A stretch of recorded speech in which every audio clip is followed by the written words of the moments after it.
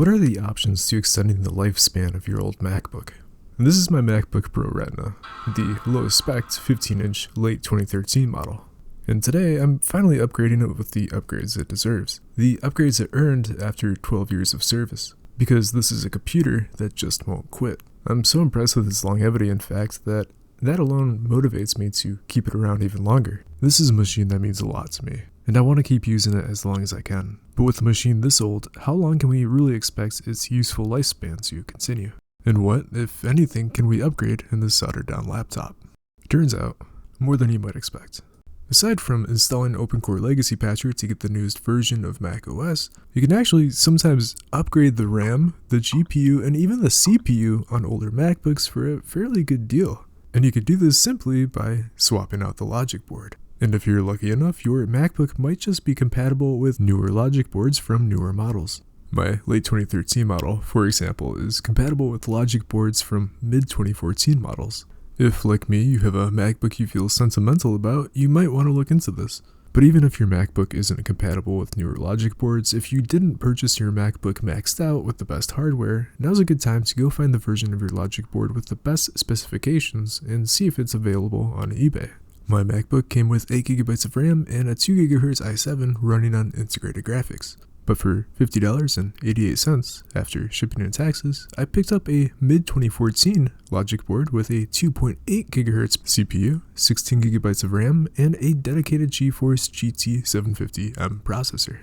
That's quite an upgrade for $50. It didn't feel like this was a difficult upgrade to pull off either. If you can handle a couple of screwdrivers and keep track of your screws, I think you'll be able to do this no problem. In fact, I think the most difficult part for me was actually keeping all the cables out of the way when I was placing the new logic board into its place. I'll record myself taking the logic board out of this machine just so you can see where all the necessary screws and cables are.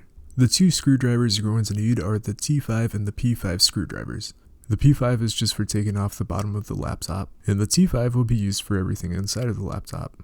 And also a spudger, but it's not completely necessary. Here's a quick look at all of the fun cables you'll be ripping out of your laptop today. First on our list is the power cable, and it's the very first thing we should unplug before taking anything else out. In fact, after we unplug this cable, let's flip the laptop over and hold the power button down for 10 seconds just to make sure we discharge the laptop entirely. While we're here, to the right is the trackpad cable, which you can lift easily with the spudger. And to the left of the power cable is the right side speaker cable, which needs to be lifted up out of its socket and is a little bit of a tighter fit. Moving on toward the right side, we have this keyboard cable. There's a locking mechanism that you should first lift up out of position, and then you can remove the keyboard cable safely. Further to the right of that is the left side speaker cable. Again, just pull this up out of its socket. And above that, I think we have the microphone cable, which is just pulled out of its slot.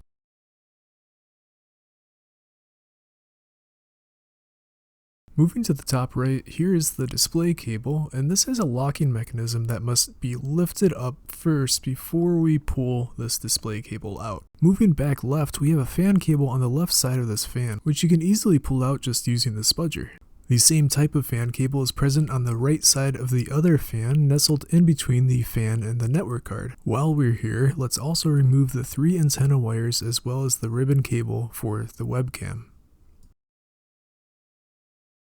Let's also not forget this little guy up here, which is the cable for the keyboard backlight. From here, we just have 2 cables left, which both connect to the I/O board on the far left side. The fat ribbon cable that goes over the fan just lifts up and off on both ends. And the other cable also has a little locking lever, which needs to be lifted up before we pull this out. All of our cables have been disconnected, and at this point, we should also just unscrew the SSD and remove it. These are the locations of the screws we need to take out in order to remove the logic board. Since we're already here, we might as well begin with the screw right beneath the SSD. For the fan, we have 3 screws mounting it down, plus we also have 1 screw that we need to take out nearby, screwed into the end of the heatsink. This right here is the heatsink screw. We've got 2 screws left in the fan, 1 over here, which we can take out very quickly. And then we have 1 hiding beneath the wires. At this point, we can take out the fan, and we've already got half the screws out. It's pretty straightforward. I don't really have much to explain, so I guess it might as well be story time. So my dad bought this laptop for me as a gift about 12 years ago when I was in college studying photographic technology. I actually had a choice between a ThinkPad workstation and this MacBook Pro, and the MacBook just barely edged out the workstation just because it had a color-critical Retina display, which was very important for my studies at the time. MacBooks, as you know, are pretty expensive new, and the lowest specs on an open box MacBook was the most we could afford at the time. And even that was like a lot of money. And looking back now, like my dad was really generous with his kids. Anyway, this laptop got me through college, and I continued using it as my main rig for the next 7 years. And I really used it for just about everything. I used it for work, I used it to write, I used it at coffee shops and restaurants and hotels and friends' houses and on photo shoots, and it just about went with me everywhere that I went. I think I edited my best photographs on this laptop, and I probably wrote my best articles too.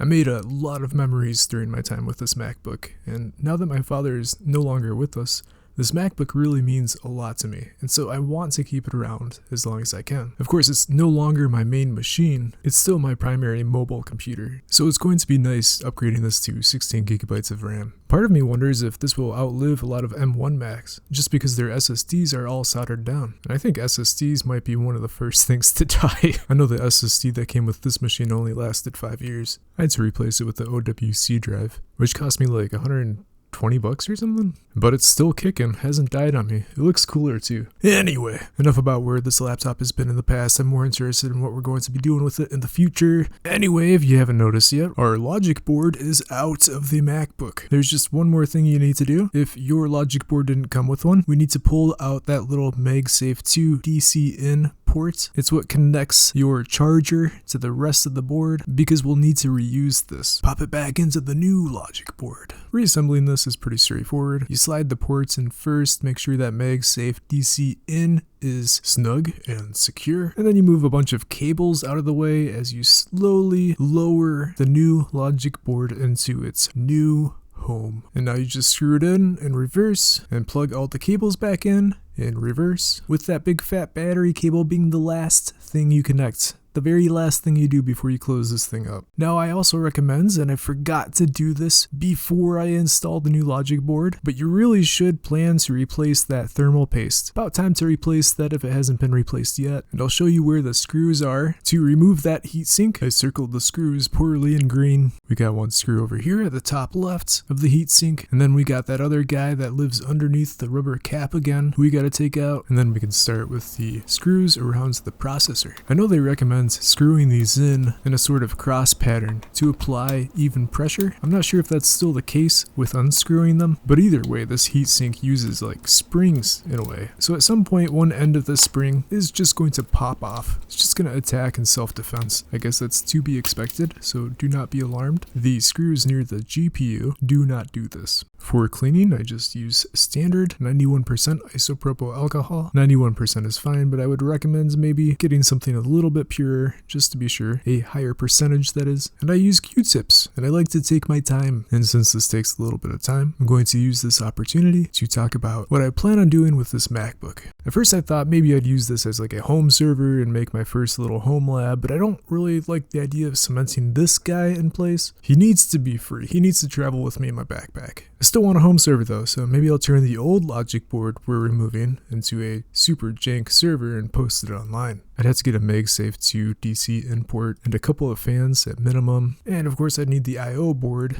so that's already looking at like $25 or something. So I don't know if it's worth it. I do have a few USB 3 Western Digital Mac formatted, like 3 or 4 terabytes worth of storage space that's not even in use. So I could use that with the old logic board and use like a broken old iPad as the display. Okay, but for this device, I've already tried Linux on this device. The fans were constantly full blast with Linux mints, and I couldn't figure out the network card drivers on Fedora.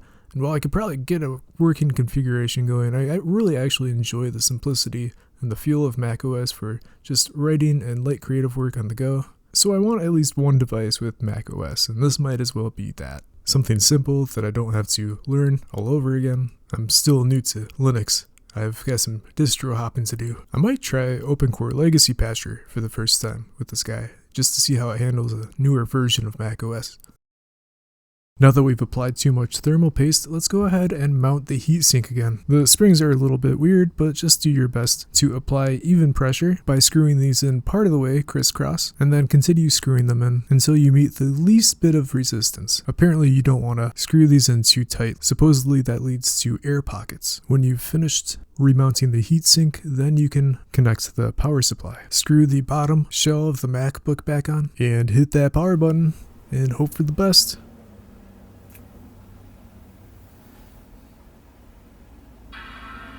Nice! Our MacBook upgrade is a success. They said it couldn't be done, but I upgraded the RAM, and I upgraded the CPU, and I added a GPU. And you can too. It's really easy. You got this.